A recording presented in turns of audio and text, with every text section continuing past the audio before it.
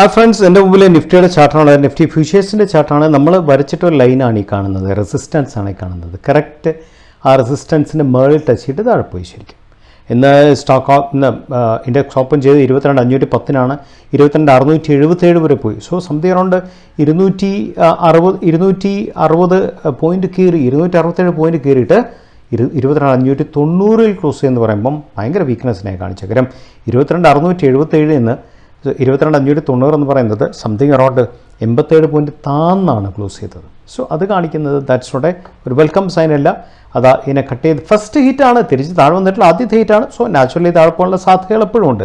ഇന്ന് volume comparatively കുറവാണ് ഇന്നത്തെ ദിവസം. ട്രേഡിംഗ് വോളിയം വളരെ കുറഞ്ഞ് ഇന്നത്തെ ദിവസം. എനിക്ക് തോന്നുന്നു വിക്സ് കണ്ടമാനം കയറിയുകൊണ്ട് നമ്മൾ ഇലക്ഷൻ റിസൾട്ടിന് കൂടുതൽ അടുക്കും തോറും ആൾക്കാരെ കുറേ കൂടെ കോഷ്യസ് ആവണം എന്നുള്ള ഒരു ചിന്ത വേണമെങ്കിൽ നമുക്ക് പറയാൻ സാധിക്കും. നമുക്ക് ഒരു 4 hours ചാർട്ടിലേക്ക് നോക്കാം. 4 hours നോക്കാൻ നേരത്തെ നമുക്ക് കറക്റ്റായിട്ട് കാണാൻ പറ്റുമല്ലോ. നമ്മൾ വരച്ചിട്ടിരുന്ന അതേ റെസിസ്റ്റൻസ് ലൈനാണ്. സോ 4 hours നോക്കിയാൽ നമുക്ക് കാണാൻ സാധിക്കും കറക്റ്റ് ആ ലൈനിൻ്റെ മേളിൽ കയറാൻ പറ്റില്ല ക്യാൻഡിൽ. അതുപോലെ തന്നെ ബ്രേക്ക് ഔട്ട് എന്ന് പറയാൻ പറ്റില്ല. ക്യാൻഡിൽ കുറച്ച് വോളിയം ഉണ്ടായിരുന്നു, നമുക്ക് പറയാൻ സാധിക്കും. അതർവൈസ് അത് കഴിഞ്ഞിട്ടാണ് ഒരു 4 hour ചാർട്ടിൽ 64 പോയിൻറ്റ് താഴെ പോയത്. എനിവേ നമ്മൾ അത് ഫസ്റ്റ് ടൈം ആയതുകൊണ്ട് ദാറ്റ് വാസ് എക്സ്പെക്റ്റഡ്. ശരിക്കും നമുക്ക് നോക്കാം, വരുന്ന ദിവസങ്ങളിൽ വോളിയം വേണം. വോളിയം ഉണ്ടെങ്കിലേ കയറാൻ സാധിക്കത്തുള്ളൂ ക്യാൻഡിലിൽ. വോളിയം കമ്പാരിറ്റീവ്ലി കുറവാണ് ഇന്ന്. ഇനി വരുന്ന ദിവസങ്ങളിൽ വോളിയം കുറയാനുള്ള സാധ്യതകൾ എപ്പോഴും ഉണ്ട്.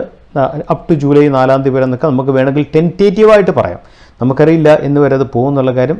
നമുക്ക് 15 മിനിറ്റ്സ് 15 മിനിറ്റിലേക്ക് നമുക്കൊന്ന് കിടക്കാം. 15 മിനിറ്റ്സ് നമ്മൾ അനാലിസിസ് നടത്തിയാൽ നമുക്ക് മനസ്സിലാക്കാൻ പറ്റും നമ്മൾക്ക് എന്താണ് കാണാൻ സാധിക്കുന്നത്. 15 മിനിറ്റ്സിൽ സ്റ്റോക്ക് കയറി, ഇവിടെ സ്റ്റോക്ക് ബ്രേക്കൗട്ട് കൊടുത്ത് ആ ബ്രേക്കൗട്ടിൽ കമ്പാരിറ്റീവ്ലി വോളിയം ഇല്ല. വോളിയം വീക്കാണ് ബ്രേക്കൗട്ട് ക്യാൻഡിൽ. വോളിയം വീക്കാണ്ട് തന്നെ സ്റ്റോക്ക് നേരെ തിരിച്ച് താഴെ വന്നിട്ട് തിരിച്ചൊരു പുൾ ബാക്ക് കൊടുക്കാൻ നോക്കി. പുൾ ബാക്ക് അതിനേക്കാട്ടിലും വീക്കായി പുൾ ബാക്ക് വന്നിട്ട് സംതിലേക്ക് ഷൂട്ടിംഗ് സ്റ്റാർ ആയി ശരിക്കും. അതിനുശേഷം തിരിച്ച് അവിടെ തന്നെ ഒന്ന് ബിൽഡപ്പ് എടുത്തിട്ട് വീണ്ടും കയറാൻ നോക്കി, വീണ്ടും ഫെയിലുവറായി താഴെ വന്നു. ദാറ്റ് മീൻസ് അത് ഒരു ഫെയിലുവർ എന്ന് പറയുന്നത് ഒരു സ്ട്രെങ്ത്തിൻ്റെ കുറവിനെ കാണിക്കുന്നത്. അപ്പോൾ ഇനി നിഫ്റ്റി അല്ലെങ്കിൽ ഇനി കയറണമെങ്കിൽ ഈ ഒരു സോണിനെ കട്ട് ചെയ്ത് പോയാൽ മാത്രമേ ഈ ഒരു സോൺ റെസിസ്റ്റൻസ് സോണായിട്ട് കൺവേർട്ട് ചെയ്തു. എക്സാക്ട് റെസിസ്റ്റൻസ് സോണാണ്. ഈ സോണിനെ കൺവേർട്ട് ചെയ്ത് പോകണം. എന്ന് വെച്ചാൽ അതിന് കൺവേർട്ട് ചെയ്തിട്ടും കാര്യമില്ല. തൊട്ടുമേളിൽ മെയിൻ ആയിട്ടുള്ള നമ്മൾ ആദ്യം വരച്ച റെസിസ്റ്റൻസ് ലൈൻ കിടക്കുവാണ്. അതിനെ കട്ട് ചെയ്ത് പോയാൽ മാത്രമേ നിഫ്റ്റിക്ക് സ്ട്രെങ്ത് റീഗെയിൻ ചെയ്യുന്ന പറയാൻ സാധിക്കത്തുള്ളൂ. തിരിച്ച് താഴത്തേക്ക് വരുവാണെങ്കിൽ സോ ഞാൻ അതിൻ്റെ ഫിഗർ പറയുന്നില്ല, കാര്യം ഈ ഫിഗർ തന്നെ നമുക്കെടുക്കാം. 22,645 കട്ട് ചെയ്ത് പോകണം. അല്ല തിരിച്ച് താഴത്തേക്ക് വരുവാണെങ്കിൽ നമുക്കൊരു സപ്പോർട്ട് സോൺ ഏതായിട്ട് എടുക്കാൻ സാധിക്കുന്നുള്ളതാണ് ഞാൻ നോക്കുന്നത്. സോ സപ്പോർട്ട് സോൺ എന്ന് പറയുന്നത് ശരിക്കും പറഞ്ഞാൽ സോ ഇതൊരു സപ്പോർട്ട് സോണായിട്ട് എടുക്കാൻ സാധിക്കും. ഇതുപോലെ ഇവിടം വരെയുള്ള സോൺ സപ്പോർട്ട് സോണാണ്. സോ സപ്പോർട്ട് സോൺ എന്ന് പറയുന്നത് കുറച്ചുകൂടെ നമുക്ക് കുറച്ചുകൂടെ താത്തിക്കൊണ്ടുപോകാം. സപ്പോർട്ട് സോൺ കുറച്ചുകൂടെ താത്തിക്കൊണ്ടുപോകാൻ പറ്റുമെന്ന് എനിക്ക് തോന്നുന്നു. യെസ്, ഇതാണ് exact support zone. So support zone എന്ന് പറയുന്നത് ശരിക്കും പറഞ്ഞാൽ ഇറ്റ് ഈസ് 22,595 മുതൽ 22,553 വരെയുള്ള ഏരിയ ഫസ്റ്റ് സപ്പോർട്ട് സോണാണ്. സോ 22,5952 22,555 വരെയുള്ള ഏരിയ 22,551 550 എന്ന് കിട്ടും. അതൊരു സപ്പോർട്ട് സോണായിട്ട് നമുക്ക് തീർച്ചയായും എടുക്കാൻ സാധിക്കും. സോ അവിടെ നിന്നും ഒരു പക്ഷേ തിരിച്ച് കയറുമോ ഇല്ലെന്നുള്ള കാര്യം മാർക്കറ്റ് ഓപ്പൺ ചെയ്താലേ പറയാൻ സാധിക്കൂ.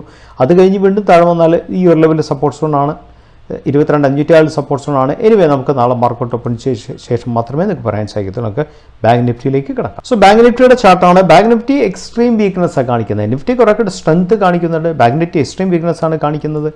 സോ ഒന്ന് നോക്കൂ നിങ്ങൾ, ഇവിടെ എന്താ സംഭവിക്കുന്നത്. ബാങ്ക് നിഫ്റ്റി ഒരു സ്ട്രെങ്ത് പറഞ്ഞെങ്കിൽ ഈ ഒരു സോണൊക്കെ കട്ട് ചെയ്ത് പോകണം. ശരിക്കും ഈ സോൺ കട്ട് ചെയ്ത് പോകുകയെന്ന് വെച്ചാൽ സംതിങ് അറൗണ്ട് 48,590 കട്ട് ചെയ്ത് പോയാൽ മാത്രമേ സ്ട്രെങ്ത് കാണിക്കത്തുള്ളൂ.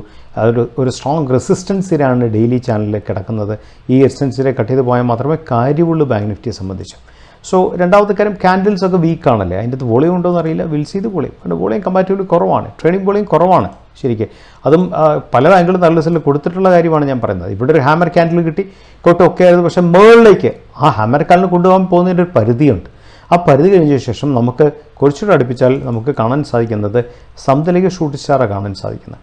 ഒരു ഷൂട്ടിംഗ് സ്റ്റാറാണ് കാണാൻ സാധിക്കുന്നത്. ആ റെസിസ്റ്റൻസിൽ കയറാനായിട്ടുള്ള മൊമെൻറ്റം ഇല്ല എന്ന് മാത്രമല്ല, അത് 47,927 ഓപ്പൺ ചെയ്യട്ടെ 48,259 വരെ പോയി. സോ സംതിങ് അറൗണ്ട് 1300 പോയിൻറ്റ് കയറിയതിന് ശേഷം ക്ലോസ് ചെയ്ത് 48,048 ദാറ്റ് മീൻസ് 150 പോയിൻറ്റ് താത്തിയാണ് ക്ലോസ് ചെയ്തത്. അത് കാണിക്കുന്ന വീക്ക്നെസ്സിനെയാണ് കാണിക്കുന്നത്. അതുകൊണ്ട് തന്നെ we should be extremely careful. Bank നിഫ്റ്റിയുടെ കാര്യത്തിൽ നിഫ്റ്റിയെക്കാട്ടിലും വീക്കാണ് ബാങ്ക് നിഫ്റ്റി. നമുക്കൊരു 15 മിനിറ്റ്സ് നമുക്കൊന്ന് അനലൈസ് ചെയ്യാം. അതാണ് 15 മിനിറ്റ്സ് ബാങ്ക് നിഫ്റ്റി അനാലിസിസ് നമ്മൾ ചെയ്യുന്നത്. സോ നോക്കൂ, നമ്മൾ പറഞ്ഞ പോലെ തന്നെ റെസിൻ്റെ ടച്ച് ചെയ്തിട്ട് താഴെ പോയി. ഇത് ഇതിൻ്റെ അകത്തുള്ള രസം നോക്ക്. ഈ ഒരു ക്യാൻഡിൽ കോമ്പിനേഷൻ നിങ്ങൾ കണ്ടോ? ഈ ഒരു ക്യാൻഡിൽ കോമ്പിനേഷൻ പറയുന്ന പേരാണ് ഈവനിങ് സ്റ്റാർ എന്ന് പറയും. ഇത് ഈവനിങ് സ്റ്റാറാണ് ശരിക്കും. ഈവനിങ് സ്റ്റാർ വന്നിട്ടാണ് താഴെ പോയത്. സോ നമുക്കത് ഡിലീറ്റ് ചെയ്യാം. ഇതാണ് ഈവനിങ് സ്റ്റാർ എന്ന് പറയുന്ന ഒരു കൺസെപ്റ്റ് വന്നിരിക്കുന്നത്. സ്റ്റാർ വന്നിട്ടാണ് താഴെ പോയത്. സോ നമുക്ക് ഡിലീറ്റ് ചെയ്യാം. ഇനിയിപ്പോൾ എന്താണ് ഇവിടെ നടക്കാൻ സാധ്യതയെന്ന് നിങ്ങൾ ആദ്യം മനസ്സിലാക്കണം. സോ ഇവിടെ ഇനി താഴത്തേക്ക് പോവുകയാണെങ്കിൽ ഇപ്പോൾ ഒരു സപ്പോർട്ട് സോണിലാണെന്ന് എനിക്ക് തോന്നുന്നു.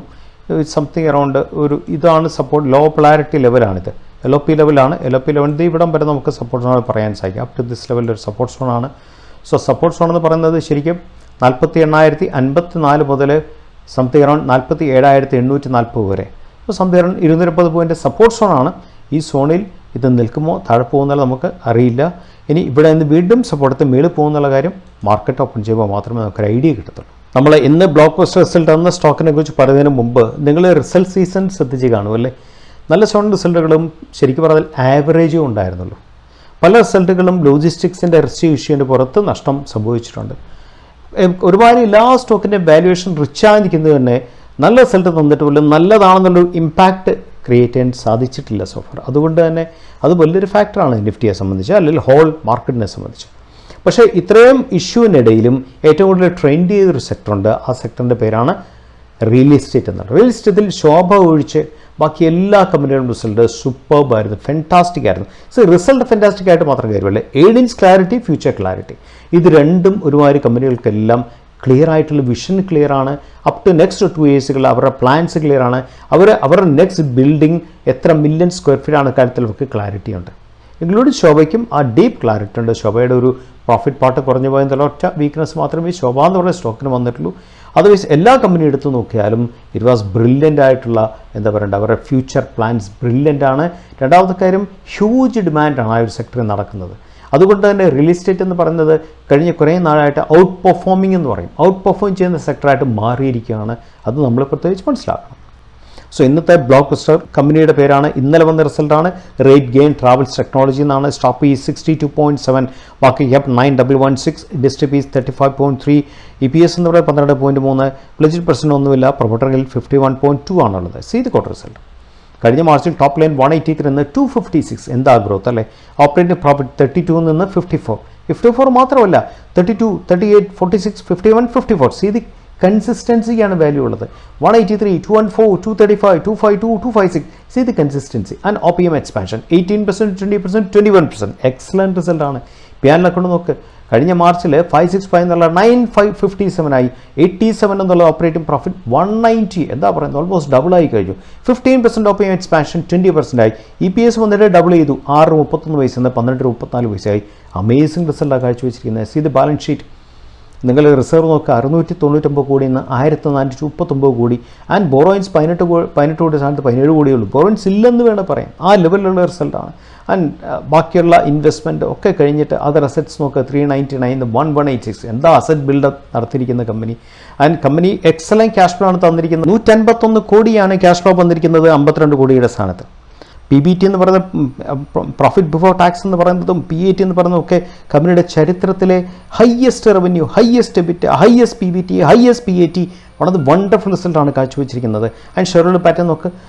പ്രൊമോട്ടറിൽ 51.25, പബ്ലിക്കിൻ്റെ കയ്യിൽ 20.89, മുമ്പ് 21.27 ഉണ്ടായിരുന്നുള്ളൂ. ആൻഡ് FIS 8.61 എന്ന് കൂട്ടി, ഫോറിൻ ഇൻവെസ്റ്റേഴ്സ് കൂട്ടി 10.49 ആക്കി. ആൻഡ് DAS ഓൾമോസ്റ്റ് സ്റ്റേബിൾ ആണ്. വണ്ടർഫുൾ റിസൾട്ട് എന്ന് എടുത്ത് പറയേണ്ടി വരും.